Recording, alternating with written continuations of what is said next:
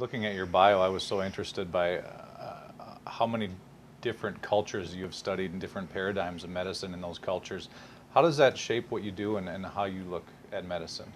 Of incredibly impacted by it every day, and it's reflected in what I just said, is that having studied, especially in Chinese and Ayurvedic medicine, it gets you out of the Western paradigm of just killing a symptom, just taking care of a symptom, where you actually look at the human being. That's the first thing, because for the first 6 years that I was in my herbal medicine career, I was practicing Western herbal medicine. So somebody would come and say, I have insomnia.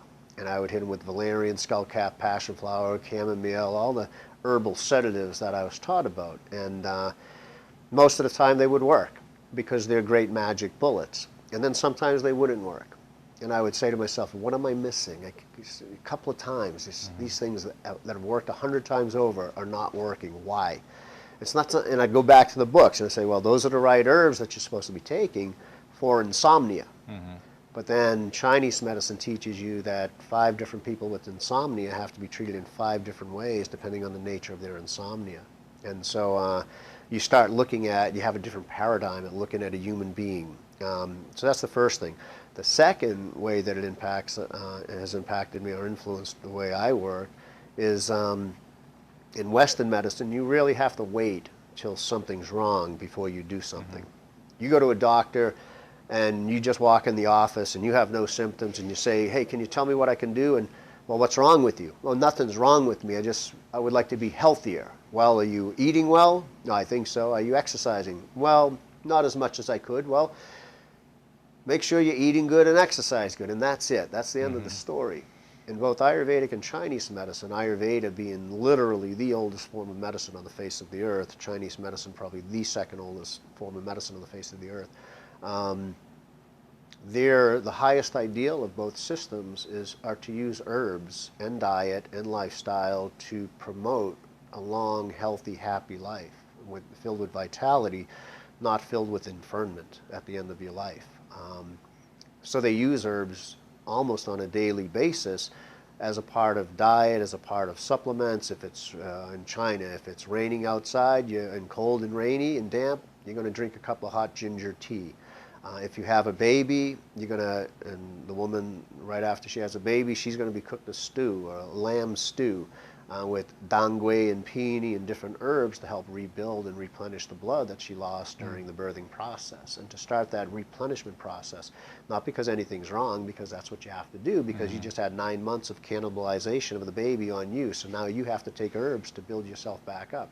I have friends, American friends, who have Asian wives, and they always go back to either China or Taiwan to have their baby because they know they're going to get that type of care, postpartum care, that isn't even on the map, except by a few midwives here in the United States.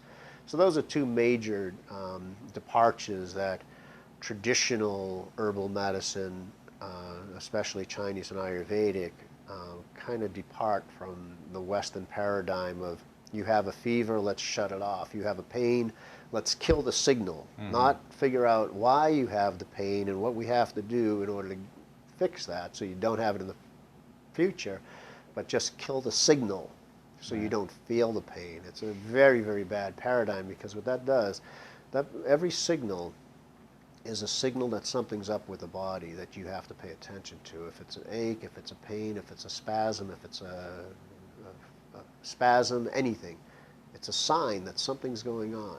And so now if you take something that dulls that, or in Western medicine, if they go in and cut the nerve sometimes, like with trigeminal neuralgia, they'll cut a nerve so you don't feel anymore.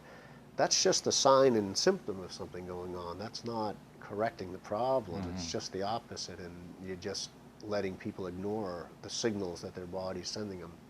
There is one other aspect that's worthy of mention, and that goes to an orientation of Native American herbalism, which was my first entrance into herbal medicine, was through Native American cultures. What that culture teaches us is that we're not separate from the earth, that we're very much an extension of the earth, which is a Mhm. physical reality. We are made up of everything that came out of the dirt. Every piece of food, every air, Mhm. water, everything that made us as a human being and how we've evolved has come from the earth, has come from the plants. And so this means to me that those are our most optimal medicines. There is no, um, there's no advantage. Let's take that back. As a management tool, there's advantage of using modern drugs. They save lives, Mhm. especially in crisis intervention.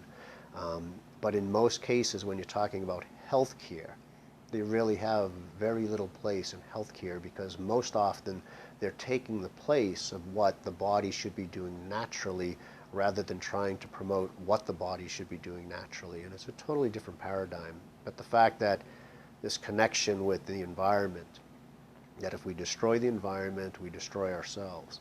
Um, and then I tie that in with the herbal products industry. A righteous herbal products industry would be sustainably wildcrafting their botanicals, they'd be organically growing their cultivated materials, and we would be actually contributing to the health of the environment while we're contributing to human health and public health. Um, Conversely, the drug industry is only second to the oil industry in terms of the negative environmental impact of the chemicals going into the water and the air and the land. Mhm. Um, so it's not a sustainable form of medicine. Herbal medicine in that case represents the only sustainable form of pharmacologically based medicine on the face of the earth. And not a lot of people even talk about, that connection. But that comes through my Native American background of learning from traditional people that had that connection very, very deeply.